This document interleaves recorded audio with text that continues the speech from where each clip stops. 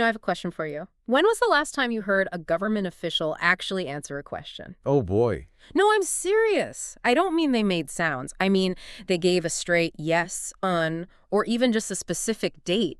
Because lately, all I hear is this master class in like linguistic gymnastics. Right. You turn on the news and it's just this parade of we're monitoring the situation or we're proceeding with a phased approach. Based on circumstances. Yes, or my all-time favorite, under constant review. Under constant review is a class. It's basically the linguistic version of a loading spinner that just never loads. Exactly. And it drives me absolutely up the wall. It feels like you're trying to nail jelly to a wall. You ask a simple question, is this tax going up? And you get this 3-paragraph essay on fiscal philosophy, but, no actual answer. And I think for most of us, the gut reaction is pretty simple. It's incompetence. Or maybe they're just spineless, right? They're too afraid to make a call. That's the intuitive reaction, isn't it? That they're hiding something or they're just bad at their jobs. But I want to challenge that a little today. What if that vague language isn't a bug? What if it's actually a feature? A feature? You're telling me they're being vague on purpose. That sounds a little like you're about to sell me a conspiracy theory. No conspiracy, no shadowy figures in some back room. We're talking about something way more structural and, honestly, a lot more interesting. We're diving into a document called the MGF-33 Theses. And the argument it makes is that we are witnessing the birth of a new kind of government. They call it the unexplainable state. The unexplainable state. Okay, that sounds like a sci-fi novel, but I'm listening. What's the mission here? Are we trying to make excuses for politicians talking nonsense? Not excuse them. No. We're trying to understand the mechanism. MGF-33 argues the government has shifted from an entity that decides and executes, which is what we all want, to one that observes and adjusts. And the reason everything feels so fuzzy and non-committal is that the whole machine is grinding its gears. It's trying to run a new operating system on 50-year-old hardware. Okay, I do like the OS analogy, but I have to push back right away. You said this isn't a conspiracy, but someone is writing these speeches, right? You can't tell me a press secretary isn't sitting there choosing the word conditional instead of guaranteed just to cover their own backside. That feels intentional. And that's the first big hurdle we have to get over. It's core point 1 in our stack, intent versus adaptation. The MGF-33 source material is really adamant about this. This shift is not designed by specific people. It's not a strategy. But how can it not be a strategy? If I dodge a question, that's a strategy. I'm choosing to do that. Think of it less like a political strategy and more like biological evolution. Yep. MGF-33 calls it behavioral convergence. Imagine you have a dozen different kinds of animals on an island, and that island is rapidly getting colder. Okay. Over a few generations, they all start growing thicker fur. They didn't have a committee meeting to decide on fur. It's just that the ones who didn't adapt froze. So the environment forced the change. Precisely. The government is doing the same thing. It's reacting to a world that has become nonlinear. Nonlinear. We hear that buzzword all the time. Volatile, complex. But what does that actually look like for, a bureaucrat? It means that A no longer predictably leads to B. The source lists the variables hitting them all at once.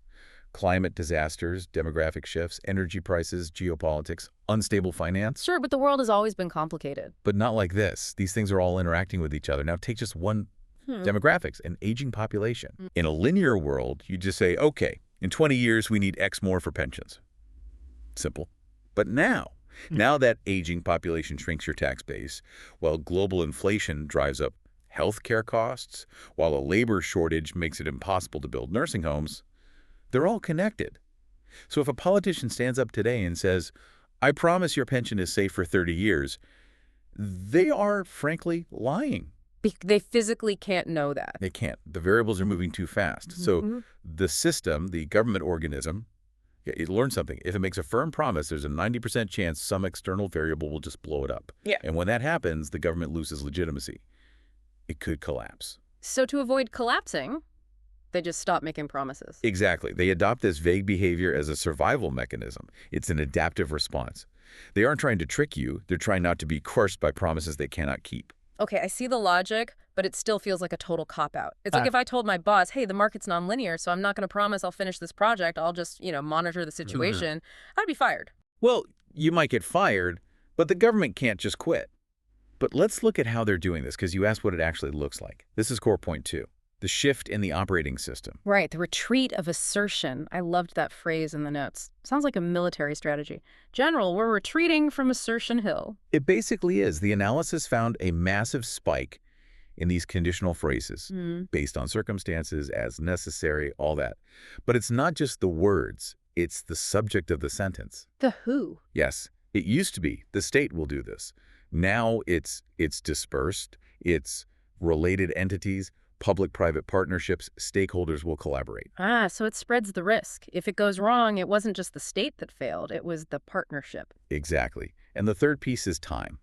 Timelines have gone blurry. It's no longer confirmed for fiscal year 2024. Now it's medium to long-term or phased approaches. You know what this reminds me of? It reminds me of modern dating. No, seriously, in the old days, you'd ask, where's this going? And you'd get a clear answer. Now, you get a phased approach. You get, well, let's see how we feel. Let's not put a label on it. It's a situationship state. That is actually a perfect analogy. The government is keeping things undefined to avoid the risk of commitment.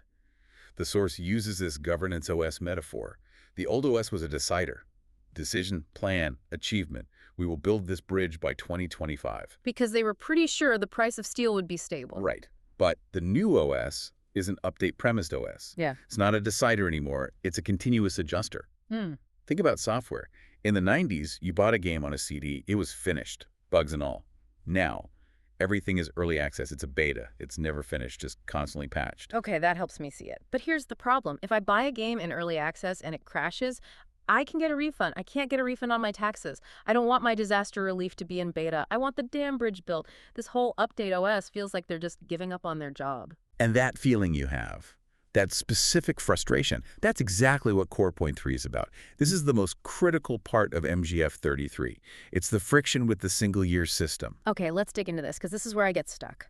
If the world is so different, why does the system feel so broken? Why can't they just be honest and say, hey, everyone, we're adjusting? Because the law doesn't let them. The insight here is all about the single-year principle. This is the fundamental rule of government budgeting and accountability. Everything runs on an annual clock. The fiscal year, April to March or whatever it is. Exactly. Every 365 days, the government has to finalize the books. They have to pass a budget law that says, we have decided exactly what to do for the next 12 months. But remember those problems we listed. Climate change. Demographics. Those are all 10, 20, 30-year problems. Bingo. So let's take a concrete example. The government needs to build a massive new flood defense system. It's a 10-year project. Year 1 and Year 2, everything's fine. But in Year 3, a global recession hits. Tax revenue just plummets. The single-year principle forces them to balance the budget this year.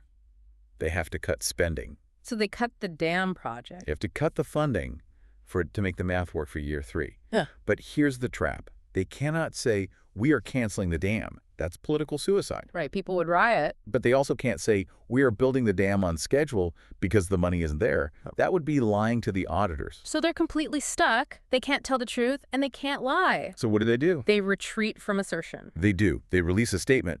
We are currently reviewing the implementation timeline of the Flood Defense Initiative based on the evolving fiscal environment. Oh, wow. I see it now. It's not a lie. They're reviewing it, but it's not the truth the public wants, which is we ran out of money. That vague language is the only linguistic path that satisfies the legal requirement of the annual budget while also surviving the reality of the 10-year problem. That is actually mind-blowing.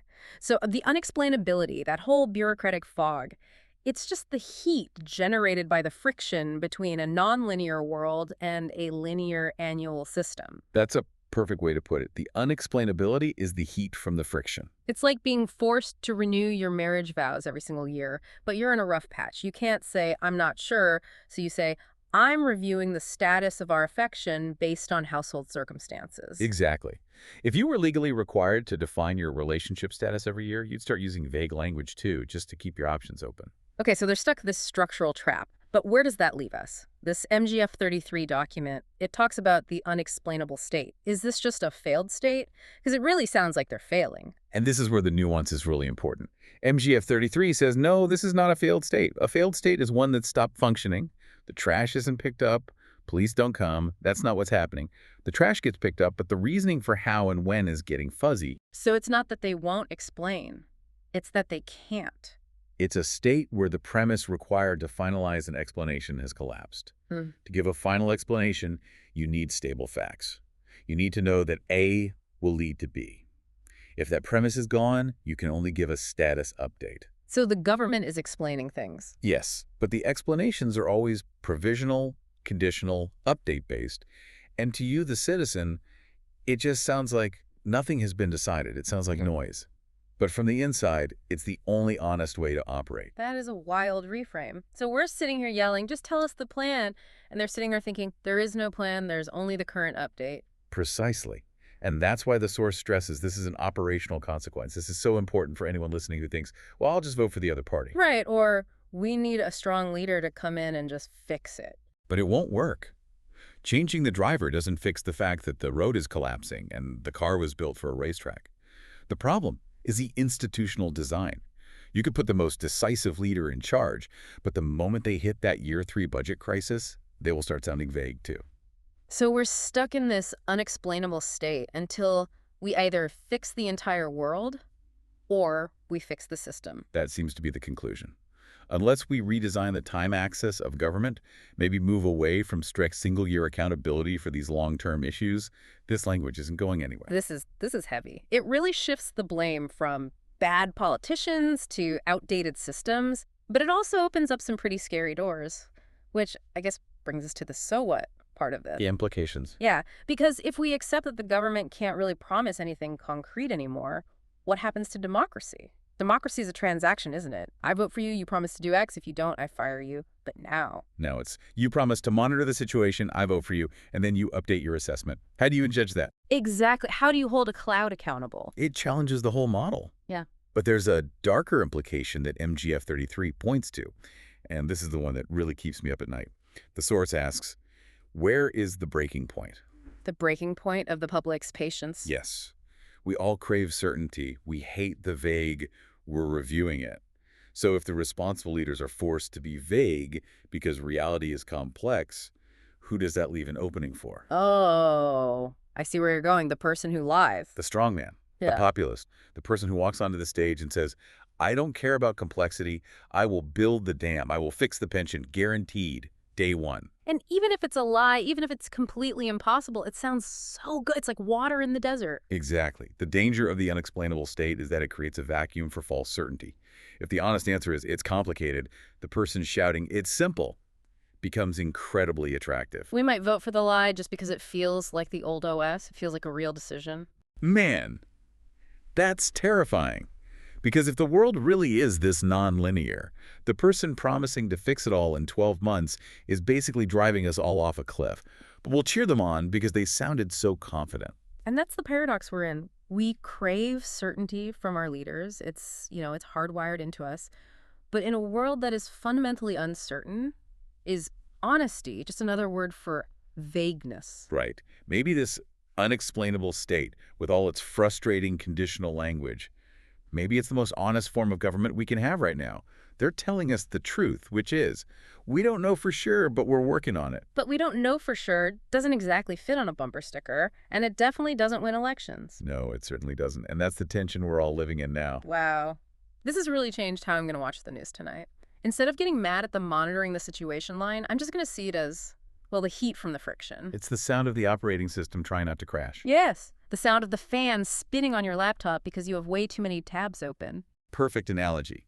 The government has too many tabs. Open climate, economy, war, demographics, and the RAM is just full. All right. That brings us to the end of this deep dive into MGF-33 and the unexplainable state. It's a heavy topic, but hopefully it gives you a different lens to see things through. And a reminder to look at the structure behind the words you hear. Ask yourself, what time frame conflict is causing this? So here's our final thought for you. We talked about how the government is adapting, but what about you? In your own life, your career, are you still running on that single-year principle? Are you making rigid 5-year plans in a world that changes every 6 months? Maybe we all need to become a little more unexplainable. Maybe we do. A little less, I promise, and a little more, I'll adjust. Something to think about. Thanks for listening. And next time you hear a politician say, we will consider this in a phased manner, try not to throw something at the TV. Just nod and say, the friction. The friction indeed. See you next time.